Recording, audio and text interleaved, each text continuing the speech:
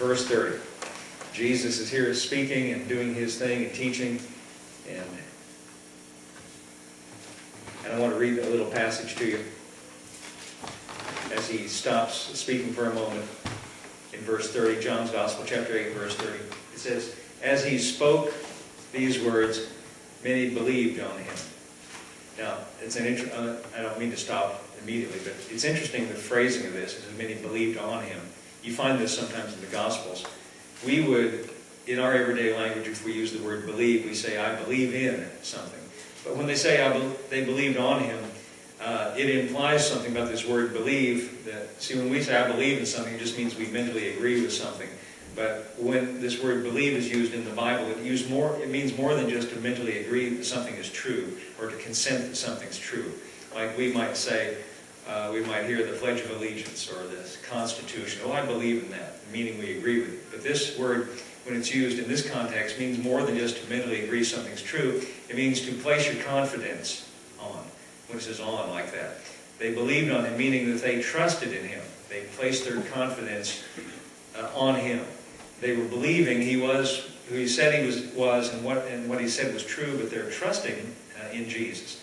That's what believe on means in this context. So, for those that believed on him, verse 31, then said Jesus to those Jews which believed on him, I guess he could sense that or knew that, he said, if you continue in my word, then you are my disciples indeed, and you shall know the truth, and the truth shall make you free.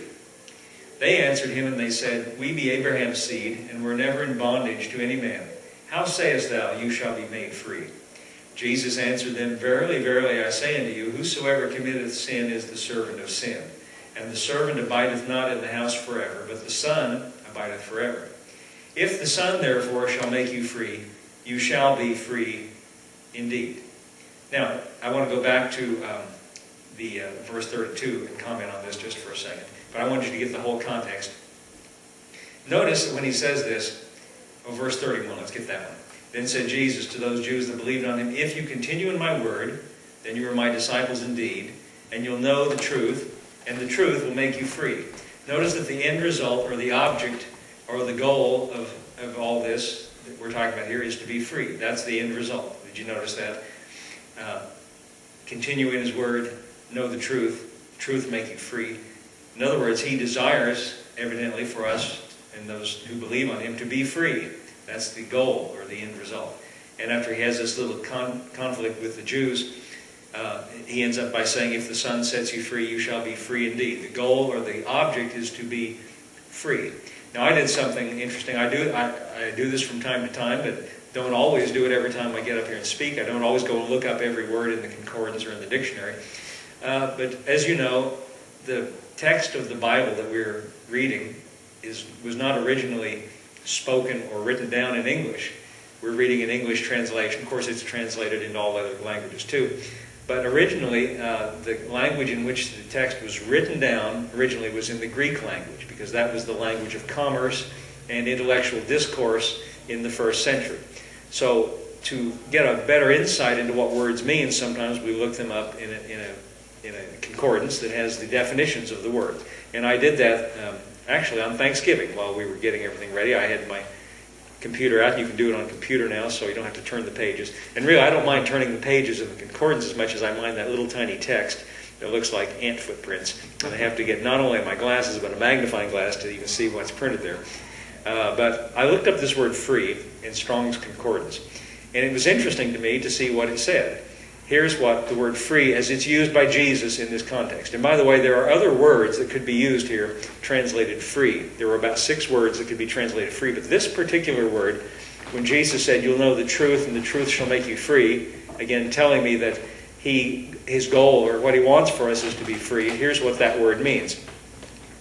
To exempt from obligations or liabilities. One who can go where he pleases. How do you like that? To exempt from obligations or liabilities. One who can go where he pleases. Now that's kind of a shocking definition to say that's what his goal or his object is for us. The usage of that word in the Roman world, we have to understand that in the Roman world there were basically 2 kinds of people running around. There were citizens who were free freeborn citizens, and there were slaves. The freeborn citizens, or the free men, were usually born that way, and the slaves could obtain their freedom, but at a very, very high price. Or if that person who owned them, if the master set them free, they could be free. But it was a real privilege to be a free man in the Roman world, because just as this word I just read to you signifies, to be free in the Roman world as a free man means you can go where you please. You're free from duties, burdens, and obligations. Let's see, Strong said exempt from obligations and liabilities. Now, the reason, and as I'm saying this, it may be making you feel a little uncomfortable, because we're not accustomed to hearing those kinds of words in the context of being Christians. Because I think if you talk to most Christians, they would say exactly, or maybe they wouldn't put it into words, but they would feel that being a Christian or Christianity is all about a set of duties, burdens, and obligations. But I'm here to tell you today, and I want to agree with Jesus, Christianity is not duties, burdens, and obligations. In fact, it's just the opposite. It's being free from. Did you notice he said, the Son shall make you free, you shall be free indeed. Give me verse 32 again. You shall know the... Hi, Dana. You shall know the truth, and the truth shall make you free. He wants us to be free. He wants us to have a life that's free from duties, burdens, and obligations.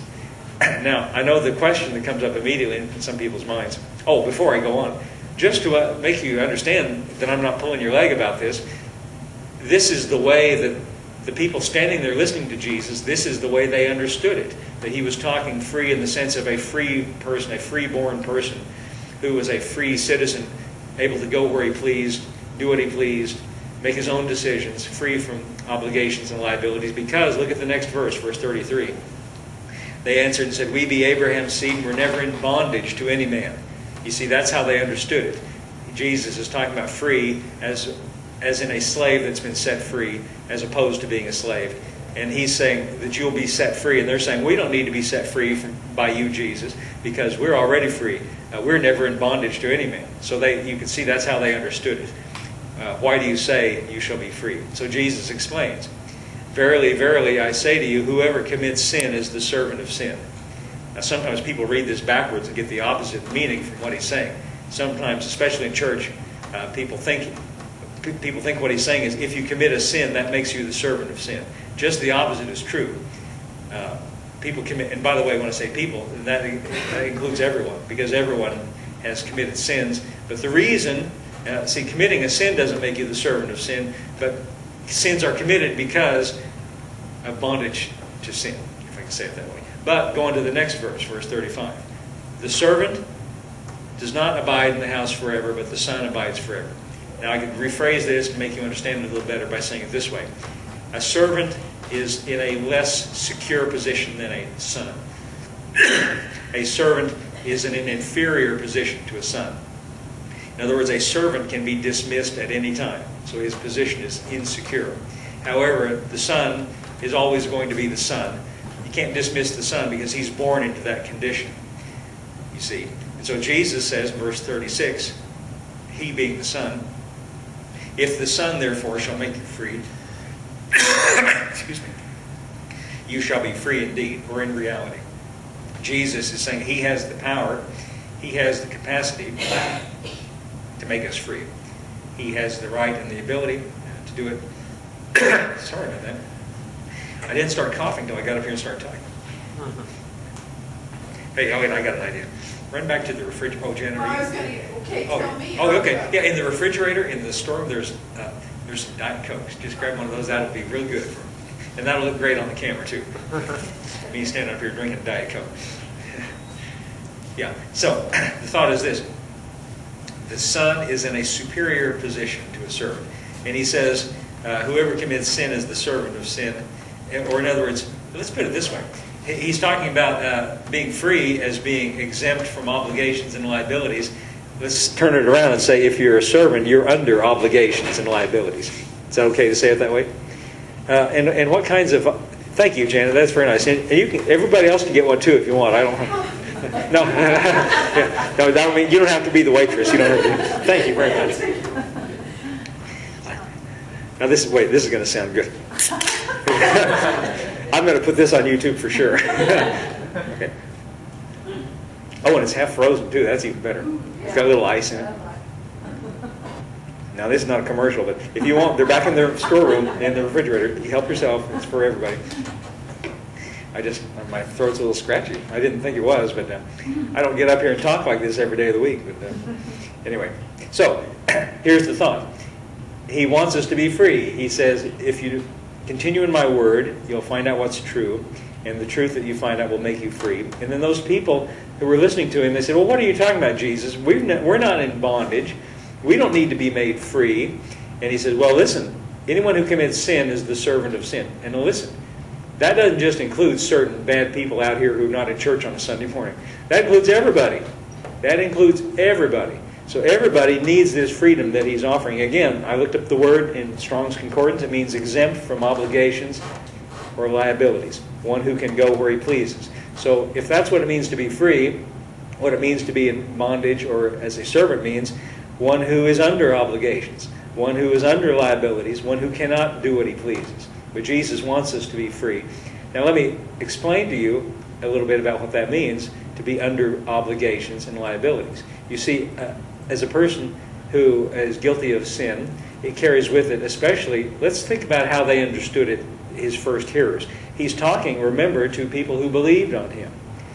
Now, what are in that world at that time, the obligations and the liabilities? You see, in the Jewish world, at the time when Jesus came along, there was a whole structure of worship in which there were animal sacrifices offered. Do you know why the animal sacrifices were offered? Because of the liabilities and the obligations to deal with the reality of sin.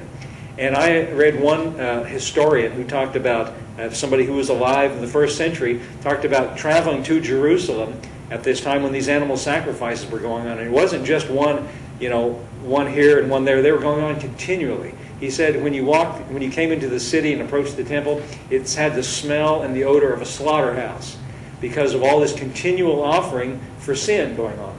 They were obliged, and they were under this liability. The liability and the obligation is that you have to do something to get rid of it. You have to do something about it.